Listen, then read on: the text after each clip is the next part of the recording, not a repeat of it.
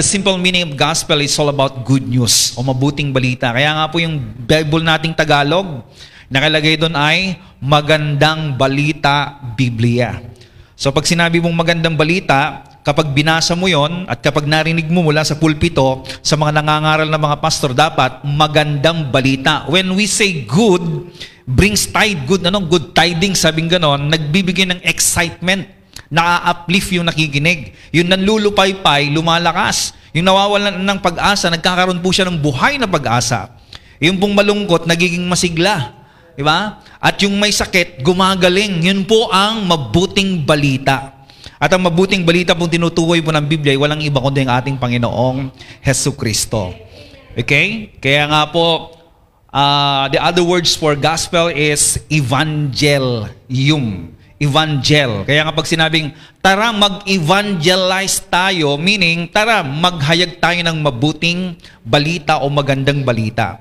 So lahat ng bagay na maganda kapag nakakita ka, it's so good to feel it in the heart. No? Every good thing. Parang Sister Ana Darlang, nakita namin dahil siya'y maganda, we feel so good. No? Parang merong anghel na dumating mula sa langit. Ano?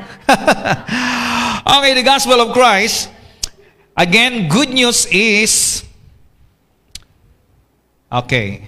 good news or the gospel is the good news all about the finished work of Jesus. The only thing we need to do is to believe and receive. So ayan, kapag po sinabi natin gospel or good news, it's all about the finished work of Christ. Kaya po ang mensahe po natin ay laging nakatuon doon sa ginawa ng ating Panginoong Hesukristo, sapagkat yun po ang mabuting balita, and that is the Great Commission of our Lord Jesus Christ. Pag akyat po niya sa langit, ang kanyang sinabi, go and preach the good news. Go and preach the gospel. So what we need to preach is the gospel, and we know and understand that the gospel is the power of God. According to Romans 1:16, it is the power of God. If you want to experience the power of God, you need to hear the gospel.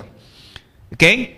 If you want to be transformed, you need to hear the gospel, because the gospel is the power of God to transform life. The gospel is the power of God to heal and to deliver from the place of darkness, going to the place of light. Mula po sa buhay na madilim, mula sa buhay na magulo, this gospel will bring you into a plenty life, a life of abundance. No? Yan po yung sinasabi ng Panginoon Hesukristo na, I have come to give you life to the fullest. And then, another one is that,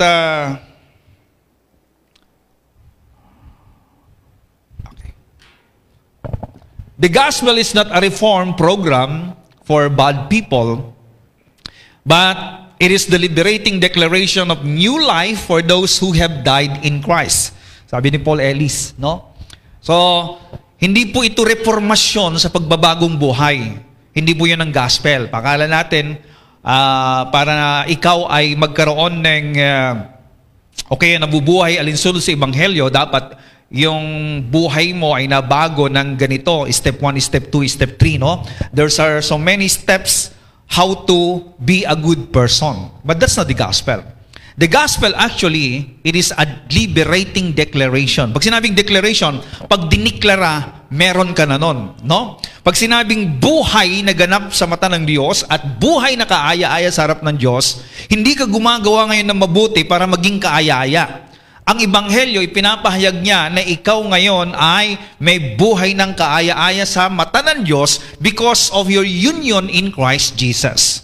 Ba? Hindi ka pa gumagawa ng mabuti, wala ka bang ginagawang tama because you are now in Christ, you are in union with Christ now, then, praise the Lord, the good news declares that you now have a new life in Christ Jesus. Hallelujah! So that is the gospel. Okay, next slide. So, the gospel is not a solicitation to impress God with your love. It is the passionate declaration of your Father's undying love for you. Okay? Alam mo ninyo, religion is all about you giving something to impress the Lord. That is religion. Kaya nga po lahat ng mga religion, actually, sad to say, even Christian religion, there's a lot of Christian religion, they're trying to impress God with their works. They're trying to impress God with their efforts. They're trying to impress God with their sacrifices. No? At ang kanila pong pag-unawa, kapag sila po'y nagsasakripisyo, baka sakaling maawa ang Diyos sa kanila. At baka sakaling iunat ni Lord yung kamay niya sa kanila. So ang response ngayon ng Diyos ay alinsunod sa kanilang ginagawa. Yun ang thinking ng religious people. But that's not the gospel. No? The gospel is not about your love for God, but the gospel is all about the love of God for you. Hallelujah. Kita po natin ang kaibahan? No? We are impressing the Lord with our performance. That is religion. Yan po ang pinanggalingan po natin. Kaya maraming Kristiyano pagod na i-impress ang Diyos sapagkat sa kanilang sarili, alam nila na kulang pa rin yung ginawa nila. Idagdag pa, hindi naniniwala yung asawa niya sa ginagawa niya. Hindi naniniwala yung kapitbahay. Hindi rin siya naniniwala sa kanyang sarili na totoo yung ginagawa niya. So if you base your acceptance and the love of God for you is based on your performance, then lagi kang failure. No? Kaya marami pong religyoso, even Christian religion, are so tired doing something to impress God and to prove that they really love God. No? Kapatid, hindi mo kinakailangang patunayan sa iyong ginagawa na mahal mo ang Diyos. Ang kinakailangan mo bilang isang mananampalataya ay maunawaan mo na gayon na lamang ang pag-ibig ng Diyos sa iyo. And if you understand how much the Lord loves you, I tell you, love begets love. If you receive the love of God, then that love that you receive from the Lord ay magbabounce back sa Kanya to love Him. Because first, He loves you. Glory to God. Kaya hindi po tayo magtataka, no? Kung gaano kalalim ang response ng isang tao sa pag-ibig na natanggap na sa Diyos, ay bunga po yun nung kanyang pagkaunawa. Actually, maunawaan mo sa hindi. Kapag ikaw ay tumanggap sa Panginoong Jesucristo, kung mahal ka ba ng Diyos o hindi, still, the Lord loves you.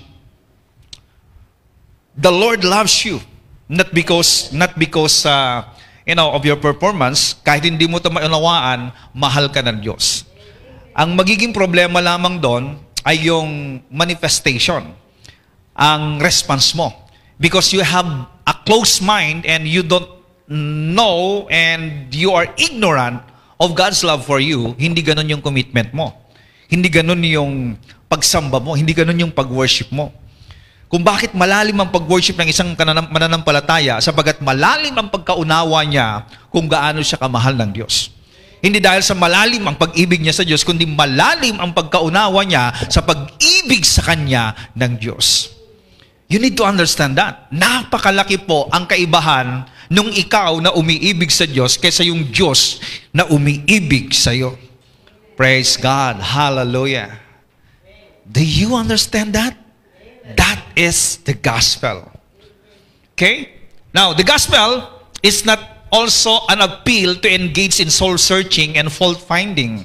Ito karamihan kasi sa mga Kristiyano ay para daw ikaw ay naka-inline sa Ebanghelyo, they are just looking on your mistakes, no? Mali yan. Yan. Mali yan. Alam niyo, kapag ganyan po ang buhay po natin, maski yung nagtuturo, may mali din yun, no? Sabi nga nila, kapag nagtuturo siya, yung isa tumuturo doon sa tinuturo niya, and then tatlong daliri niya nakaturo sa kanya, no? So, ibig sabihin, if we are pinpointing somebody on their mistakes, okay, you need to look at your 3 fingers pointing at you. Okay? Ngayon, hindi po ganyan ang Ebanghelyo. Not fault-finding and heart-searching, no? Kaya nga po, hindi ko alam kasi minsan inaawit ng mga religion yung saliksikin mo ang puso ko, o Diyos, no? Huwag niyong ipasiliksik sa Lord yan. Kasi dapat na makita po ninyo sa puso ninyo ay very pure. Why? Because Christ in there. Alam niyo ba na hindi tumitira ang Diyos at hindi tumitira ang banal na Espiritu sa isang lugar na impure, isang lugar na hindi karapat-dapat, no?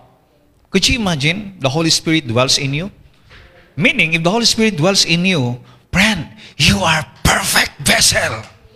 You are so pure. And that is the reason why the Lord cleanses us and continuously cleansing us with His Word. Because the Holy Spirit dwells in us. Ang tawag nga po doon, yung dwelling place ng Holy Spirit po doon sa tent, doon sa wilderness, no? Doon sa templo ay Holy of Holies. Not just the place of holy, but it is a place of Holy of Holies. Meaning, kung sa'yo nakatira ang banal na Espiritu, you are the Holy of Holies. Glory to God. Isang dakong kabanal-banalan. So, ang kailangan mo lang ngayon is understand. And that is the message of the gospel. The message of the gospel is to open up your mind that you are so pure that the Holy Spirit dwells in you. Glory to God. Hallelujah. It is the emphatic declaration. Do you understand the word emphatic?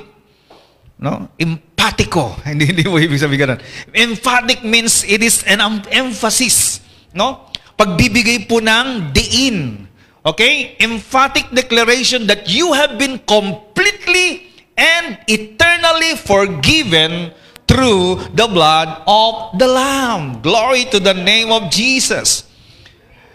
Kaya mga Kristiyano po ay kailangan ma-remind again and again. Maring nagtatanong po yung iba, bakit pastor lagi namin naririnig yan sa inyo? Na it's all about the love of God, it's all about the forgiveness of God, it's all about the righteousness of God, it's all about that the blood of Jesus Christ cleanses us, it's all about that we are blessed in the Lord, and it's all about that we are the righteousness of God, because that is the message of the gospel. The more you hear, the more you understand the message of the gospel, the more you go deep in the love of the Father, and your life is transformed from glory to glory to glory. Hallelujah! At kapag ang isang tao po'y na-enjoy po niya ang presensya ng Diyos, ang fellowship sa Diyos, yun po ang buhay na paganda ng paganda. Isang buhay na ganap at kasiya-siya. Glory to God. We are not focusing on what is happening in the world, but we are focusing on the love of the Father na nakasentro ang kanyang pag-ibig sa iyo. At dahil yan, transform ang buhay mo. Glory to the name of Jesus. There's a lot of people, there's a lot of groups today that where ang concentration nila ay yung i-transform ang buhay ng mga tao nila sa mamagitan ng mali yan, disiplinado ka muna, huwag ka muna. No. You need to expose them into the love of the Father at hayaan mo na ang Diyos ang magministeryo sa kanila personally. And I tell you, we've got a pure disciple in the sight of God. Amen? Praise God. Glory to the name of Jesus. Now, the gospel proclaims that God remembers our sins no more. Yung binasa ni Sister kanina, no? Wow. Paborito mo rin pala yan. Pagka yan po'y kinukot ng isang Kristiyano, ibig sabihin, biyaya yan. Amen. Ibig sabihin siya po ay nakakaintindi ng pag-ibig at biyaya ng Panginoon. I will be merciful to their unrighteousness. Grabe unrighteous ka na, merciful pa rin ang Diyos. Could you imagine that? Oh, if you gonna meditate on the Lamb of God for you, I tell you, so amazing. Masasabi mo na lang, Lord, grabe ka talaga, Lord. At kapag natanggap mo at naintindihan mo ang pag-ibig na ito ng Panginoon sa iyo, hindi ka niya itutulak para gumawa ng kasalanan, kundi itutulak ka niya sa puso at dibdib ng Panginoon para yakapin siya. At yakapin ka ng Diyos at magyakapan kayo, and there you poured out your love, and God poured out His love for you. Oh, I tell you, so beautiful life in the presence of the Lord. And their sins and their iniquities will I remember no more. Kaya pag kayo po'y nananalangin, huwag niyo pong ipapaalala ang mga kasalanan niyo, kasi sabi nga ni Lord, I will remember no more. Diba? Ang religion, laging pinapaalala yung kasalanan niya. Lord, patawad po siya kasalanan. Lord, pinatawad ka na. Sa susunod na manalangin, mamaya, Lord, patawad po, Lord. Hindi ka ba naniniwalang pinatawad ka na talaga? Alam niyo ba yung paulit-ulit mo, pagsabi mong patawad, Lord, ay nagsasabi na hindi hindi o nagpapayag na hindi ka naniniwala that the Lord remember your sins no more and already washed you with the blood of Jesus Christ, and kung gaano kalayo ang kanluran sa silangan ay ganun kalayo ang kasalanan mo, nilimot na ng Panginoon. Amen? So, the gospel is all about the declaration that all your sins has already been forgiven, and the Lord remember your sins no more. Okay? Kaya every time you come to God now, actually, yung pong mga nasa biyaya, kapag sila po'y lumalapit ngayon sa Diyos, ang kanila pong lagi pinapahayag ay, Lord, thank you that you cleansed me by the blood of Jesus Christ. Thank you, Father God, for the pure heart that I have now because of the finished work of Jesus Christ. Ibig sabihin, we are always recognizing the finished work of Jesus Christ doon sa krus ng Kalbaryo every time we come to God. At yun yung gustong-gusto ni Lord. Sapagkat kapag naaalala natin yung ginawa ng Panginoon, na-uplift ang ginawa ng Diyos. At ito po'y kagalakan ng Ama sapagkat ibinakita niya at ipinadama niya ang pag-ibig niya sa iyo. At gusto niya, lagi mong maalala ang dakilang pag-ibig ng Diyos sa iyo. That's what the Lord wants you to remember all the time. Kaya nga yung communion na do this in remembrance of me, alam niyo ba na yung communion is all about remembering the finished work of Jesus Christ? Kaya kahit na sinasambit mo yan, kasama sa awitin mo yan, kasama sa preaching mo yan, kasama sa pagpapahayag mo yan, kasama sa testimony mo yan, that is exalting the works of Jesus. If you're gonna exalt the work of Jesus, I tell you, the one who exalts the Lord, he will have that life that is so good na para bang langit na ang kanyang nadarama. Amen? Grabe, no? Matindi, matindi. Hebrews 10:16. Ito yung pangako ni Lord, no? This is the covenant that I will make with them after those days, says the Lord. I will put my laws into their hearts, and in their minds will I write them. Ibig sabihin, when the Lord says, I will put my laws in their heart, meaning this is relationship. Okay? The law is no longer written in the stone, but the law in this new covenant is already written in your heart. If it is written in your heart, meaning that is relationship. It is the Lord personally with you, talking to you and guiding you. And that is the reason why the Holy Spirit is with us. He leads you into a righteous path. And He leads you into a work that is pleasing in the sight of God. Kaya nga po, Christianity is all about personal. Sabihin nga natin, personal. It is a personal relationship with God. Alam niyo ba kapag in love kayo at lagi kayong nag-uusap, grabe, di ba? Kumukuti-kutitap yung mata mo, lahat. Amen, nangungusap ang lahat. Pati ilong mo, gumagalaw-galaw, nangungusap din. In love di ba? Pati yung kanyang kutis, nagbabago. Dati hindi naghihilamos, ngayon panayang hilamos. Bakit? In love Amen? Oh. Why? Tapos lagi kang tinatanong mo, kumain ka na ba? You have always communication. Buhay ang communication ng buhay na relasyon. If you have a living relationship with God, I tell you, you are always thanking Him, talking to Him, communing with Him, fellowshipping with Him. Amen? In every breath you take, actually kahit sa bawat paghinga mo, ay kumakausap sa Panginoon. Actually nga, bakit sa pagtulog mo di ba? Oh, I tell you. This is the good news.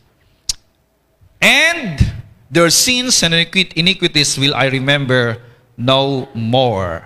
Gustong-gusto ko tong sa Hebrew kasi ang daming nakasulat na I will remember your sins no more. No? Hindi katulad dito ng asawa mo minsan na kapag mag-aaway kayo lagi, napaalala yung kasalanan mo noon. Di ba? Pag nabigyan mo ng pera, tumahimik na naman. Tapos kapag wala na naman pera, pinaalala na naman yung kasalanan mo nung nakaraan. Buti na lang walang ganon dito sa EIG at mga nanonood. Wala nang ganyan. Bakit? Nasa biyaya na Amen? Praise God. Hallelujah. Okay? I will remember your sins no more. In terms of justification, actually, it's just as if we never did them. Kaya nga, justification, just as if God, okay, you never sin. You never sin. Yun yung pagtingin ng Diyos sa'yo. Kaya pag sinabing you are justified, tiningnan ka ng Diyos sa lahat ng side. No? In every side, God looks at you at wala siyang mahanap at makitang kasalanan sa'yo. Bakit? Itinanggal nga niya eh.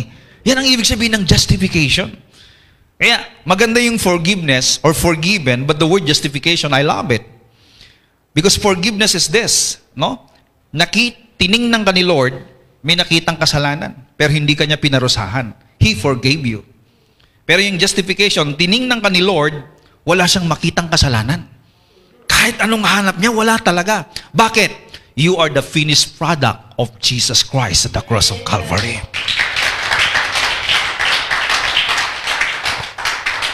Alam sabi ng Romans chapter 5 verse 1, now that we are justified, we have peace with God. Oh, could you imagine that? Yung word na peace doon, no? The shalom, nothing missing, nothing lacking, nothing broken. Your relationship with the Lord now is no more broken. Your relationship with God now is no more lacking. Not lacking anymore. Okay? And no more missing. Praise the Lord. Oh, glory to the name of Jesus. Another one. The gospel promises that God never to be angry with us again. Ayan. Hindi na niya maalala ang kasalanan mo, hindi pa siya magagalit pa muli sa'yo. Hallelujah! Is that a good news? Kaya ang gospel eh. Pag sinabing gospel, good news, so ito'y good news. Hindi na muling magagalit ang Diyos sa'yo. Anong sabi niya? Isaiah 54 verse 8, sa easy to read version, I was so angry that for a while, I did not want to see you. Meron palang ganun pagkakataon noon kay Lord, ano? But now, I want to comfort you with kindness forever. Glory! Ang tindi ng comforter ni Lord, ano? Ang comforter ni Lord sa iyo is kindness.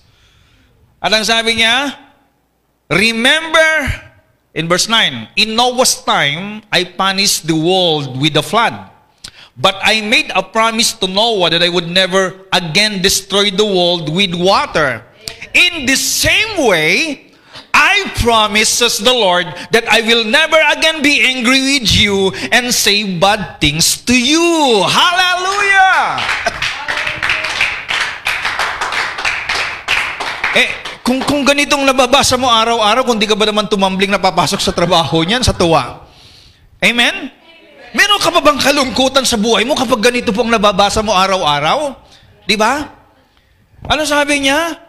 I promise. The Lord promised it. Kapag nangangako po ang Diyos, hindi niya pinapangako sa pangalan ng talonang presidente o talonang politiko. Ipinapangako niya sa pangalan niya sapagkat wala nang mas mataas pa sa pangalan niya. At kapag naipangako sa pangalan niya yan, hindi niya yan babaliin. He will make it sure na gagawin niya anumang bagay na ipinangako niya. Ano na yung pangako niya? I will never again be angry with you. At hindi na rin ako magsasalita ng bad sa'yo. Grabe talaga si Lord. Amen? Oh God, thank you so much, Lord. What a good news!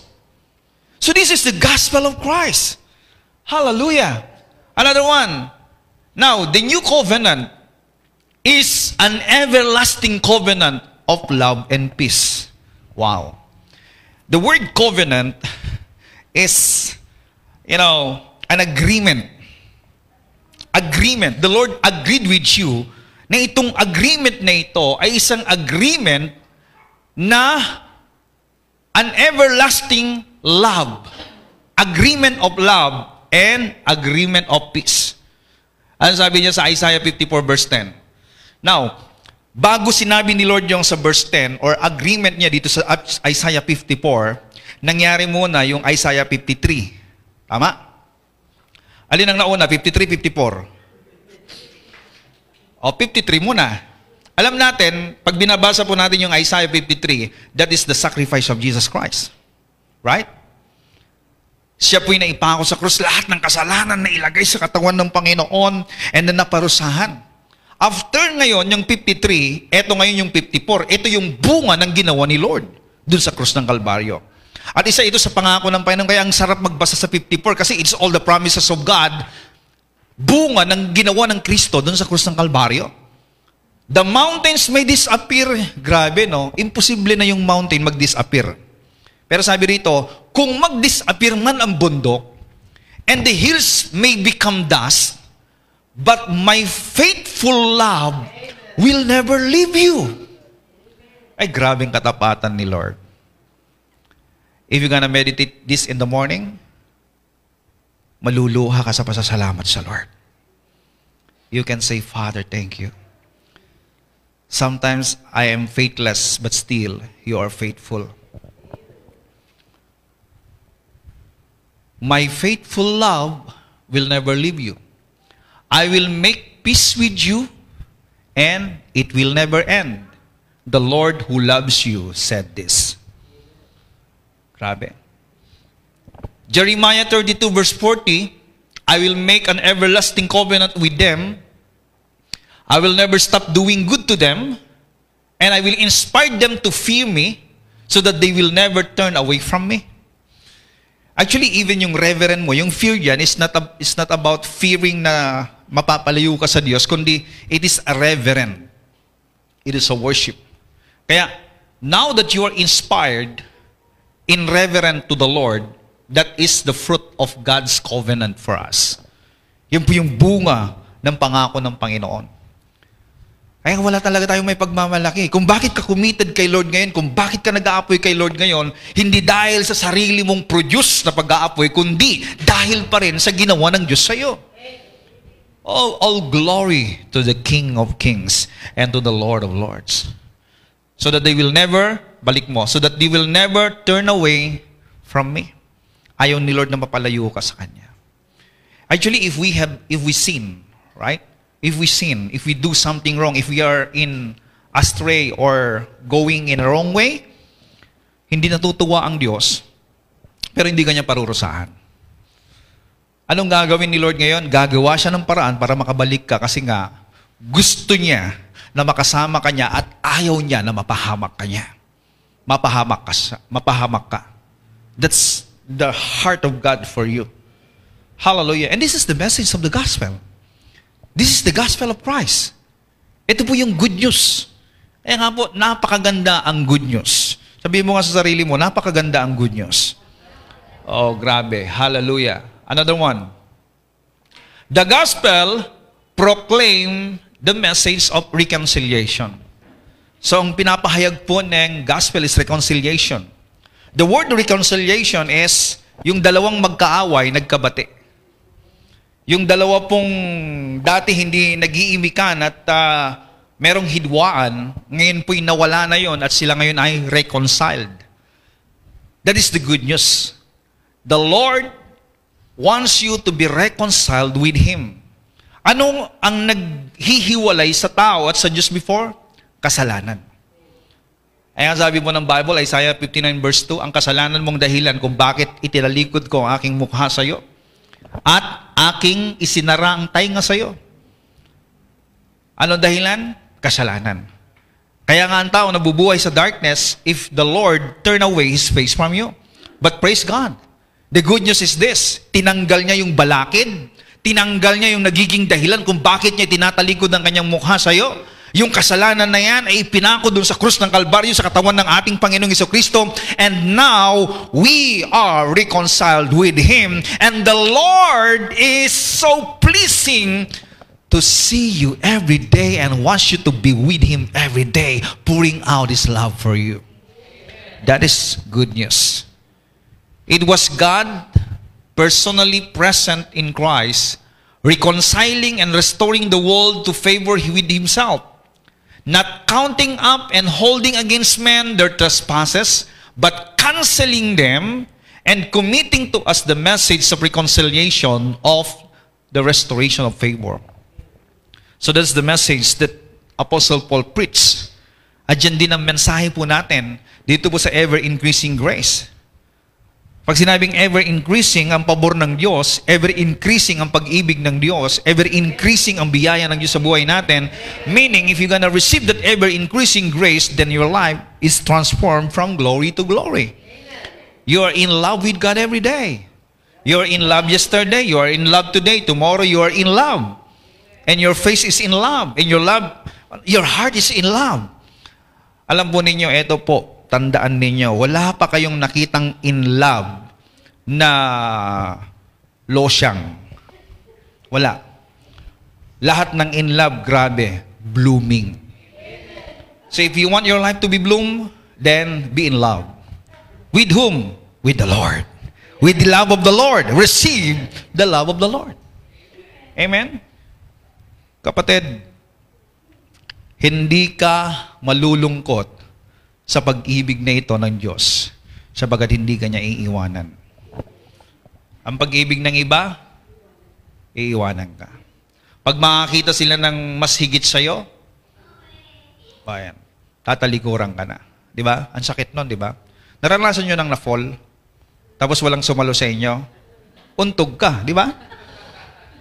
Pero si Lord, hindi ka niya hahayaang mauntog. Anong sabi niya? Iingatan ko sila sa aking kanang kamay. The Lord will uphold you. Sabihin ko sa inyo, the love of the Father is so good. And the message of the gospel, the message of this gospel is all about the declaration of God's love. It's all about a declaration of reconciliation. Okay, next. The gospel is not a list of things you must do to inherit eternal life.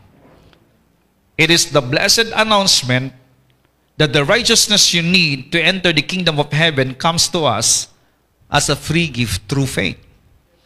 Okay? Hindi mo yung dos and don'ts itong gagawin mo para magkaroon ka. Marami nga dyan, ang dami niyang ginawang mabuti, pero pagdating sa dulo, disqualified pa rin. Nakakatakot yun. Ganyan pong religion. Kaya po maraming mga religion nakukuba na lang. Hindi na natuwid ang kanyang pamumuhay. Minsan nga, nagme-meditate ako. The other day, papunta ako San Pablo. Nagme-meditate ako. Kung ang pagpasok sa langit ay i-maintain mo yung kaligtasan mo sa Diyos sa pamamagitan ng mabuti mong gawa, walang papasok sa langit. Bakit? Walang nakakapag-maintain. You know yourself. Diba? Sino dito ang hindi nagsisinungaling? Taas siyang kamay para makitang siya'y sinungaling. Diba? Kaya sabi ko, siguro ang pinakamagandang gawin para siguradong ligtas, kung ang pasihan ng kaligtasan at pagpasok sa langit ay yung hindi ka na makakagawa ng kasalanan na ito. Pag tinanggap niya si Lord ngayon, dapat patayin mo na. Bakit? Ngayon, pag tinanggap niya si Lord, linis na siya, tama? O para hindi na madungisan, patayin mo na para makita na niya si Lord. Kaya sabi ko, tumatawa akong mag-isa habang nagdadrive ako. Sabi ko, bang klase talaga, no? Ang religion hindi maintindihan. Pero ito pong katotohanan ng Ebanghelyo, pag tinanggap mo si Lord, tinanggap mo ang kapatawaran, tinanggap mo at pinaniwalaan ang kapangyarihan ng dugo ni Jesus na nabuo sa krus ng Kalbaryo, nung ikaw ay nalinis ka magpakailanman. So pag pinaniwalaan mo ito, you are enjoying relationship with the Lord because you know yourself that you are now pleasing in the sight of God all the days of your life because of the finished work of Jesus, because of the blood of Jesus Christ that washed away your sins. Kaya nga po, ang Kristyanismo o ang Ebanghelyo ay nagpapahayag na ikaw ay nilinis na minsan at magpakailanman sa dugo ni Kristo. Oh, glory to God. The gospel reveals our righteousness in Christ. So, Romans 1:17, this gospel unveils, pag sinabing unveils, tinatanggal niya yung talukbong. Tinatanggal niya yung sumasara sa yung kaunawaan. So, ang Ebanghelyo ay kapangyarihan ng Diyos para maalis yung talukbong sa kaisipan mo. Yung mga bagay na hindi mo naunawaan, pag narinig mo ang Ebanghelyo, nauunawaan mo. Pastor, ang dami nagtuturo talaga. Ebanghelyo daw, pero wala akong malawaan. No. Ang sabi rito, ang ebanghelyo, tinatanggal niya ang talukbong sa'yo para maunawaan mo ang pag-ibig ng Diyos at yung ginawa ng Diyos sa'yo. Amen. Kaya nga, if a pastor preaching the right gospel, the true gospel, the gospel that Jesus did at the cross of Calvary, ang mga tao'y nakakaunawa, lumalaya sila, at sila'y napapalapit sa Diyos.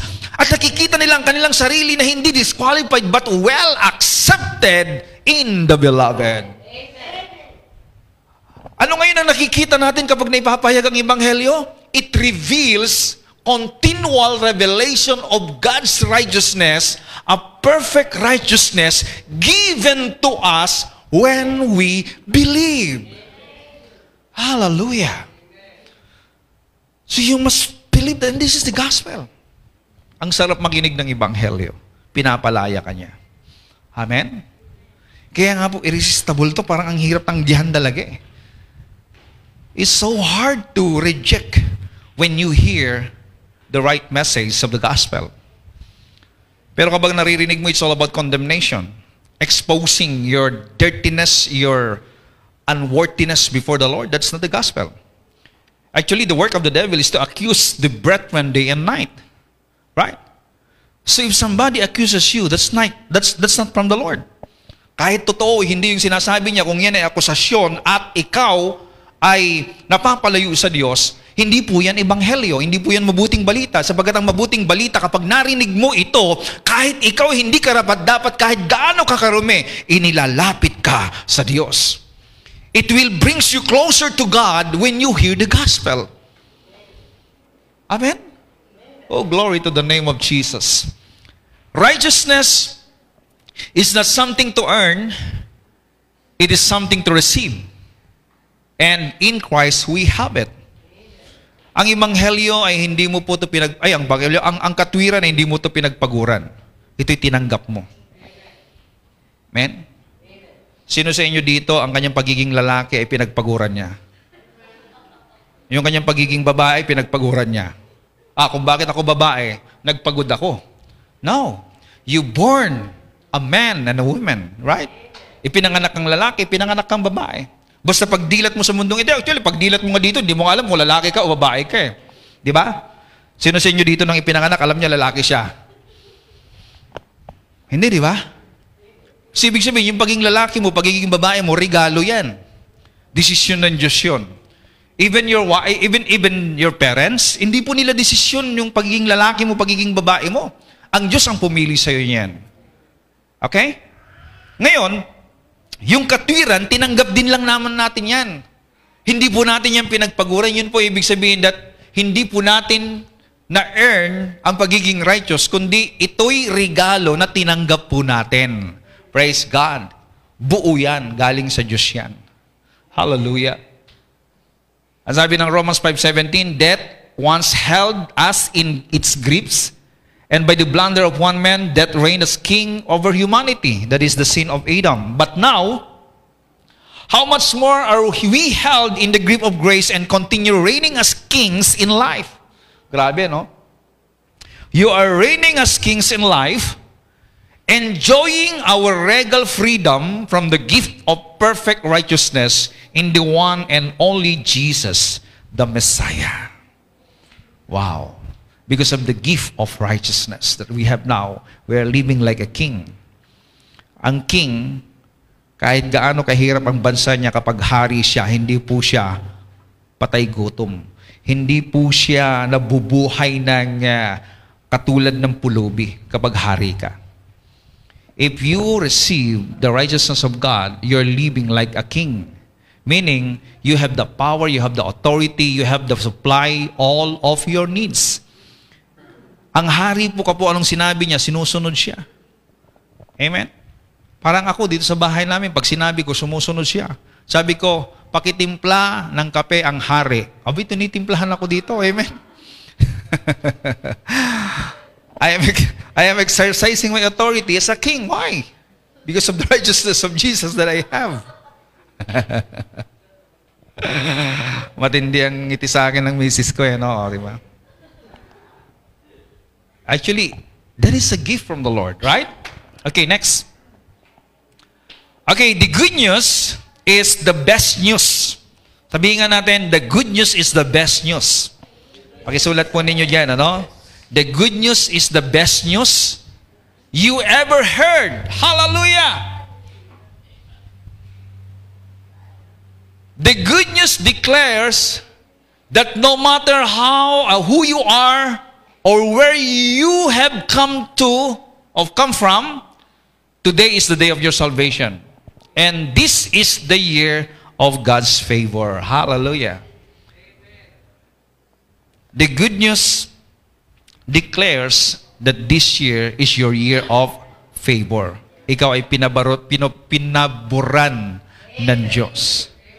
If the Lord favors you, I tell you, whatever things happen, whatever crisis coming in, whatever virus coming in, whatever pandemic coming in, if you are in God's favor, you are not affected. You are full of peace in the inside and you are always smiling. Hallelujah, glory to God. Ang buhay mo'y pabata ng pabata, paganda ng paganda, sabihin ko sa inyo. Kaya yung salita natin ng buhay kaysa sa paganda ng paganda, hindi po joke yun. Sabi mo sa katabi mo, hindi joke yun. Totoo sa buhay ko yung kamo. Totoo sa buhay ko yun, kamo. Bakit? Biruin mo, ang nagpapaganda naman talaga sa atin yung salita ng Diyos na naririnig natin. Why? Because the Word of God, they brings life unto us. Ano sabi niya? Do not let this word, depart from you. They are healing, they are life unto you. Biruin mo yung salita ng Diyos na nagbibigay ng buhay, binubuhay niya yung cells mo, nagiging excited yung cells mo everyday. Kung di ka ba naman magiging blooming? Kung di ka ba naman talagang, kung gaano kaganda kahapon, mas maganda ka pa ngayon, and you're excited. Anong pakialam mo kung sinong matalo, sinong manalo sa mga gumastos na politician? Wala akong pakialam doon. Ang pakialam ko, I am in love. The Father, my Father is in love with me. Amen? Oh, glory to God. Ano ito sabi ni Kuya Walter? Christianity is enjoying God's love, right? Your Heavenly Father in all the days of your life.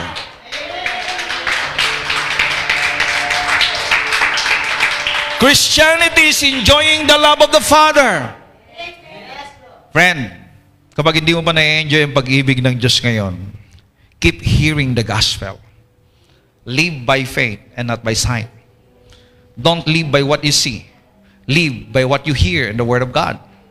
Kung hindi pa nagte-take effect yung napapakinggan mong salita ng Diyos, keep hearing it.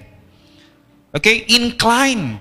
Pag sinabing incline your ears, you need to go close to the Word of God. Inclining your ears is, gumawa ka ng paraan para nang sa ganun mapakinggan mo. Parang ganito lang yun, para maintindihan nyo yung tinatawag na incline your ears. Halimbawa, merong nagmamarites sa kabila. Para mapakinggan mo ng malinaw, lumapit ka. Tapos sabihin mo pa sa katabi mo, shh, shh, shh. Ibig sabihin, nobody distract you. You don't want to be distracted kasi gusto mo na makapakinggan kung ano ang minamarites nila sa kabilang silid. Shh. Yan, inclining your ears. Meaning, kaya lang, marami ini-incline ang ears sa marites. Don't incline your ears to the marites people, but you have to incline your ears to the Word of God. Amen? Kasi kung yung mga nagchichismis ang pinag-i-inclinean mo, malaman mo na ikaw pa yung pinagchichismisan, di ka sumama ng loob mo ngayon. Katulad yung mga nakikialam ng text ng may text doon sa may cellphone, siya pala yung pinag-uusapan, sumama loob niya. Amen? Ba't ka kasi nakikialam? Ang ganda ng buhay mo, sumama ito yung loob mo, di ba? Kapatid, you need to incline your ears to the Word of God. Focus on what the Lord says to you and don't focus on what people says against you. This is the message of the gospel, and this is the gospel of Christ. Hallelujah! Shall we give God a hand of praise? Come on, praise Him. Glory to the name of Jesus.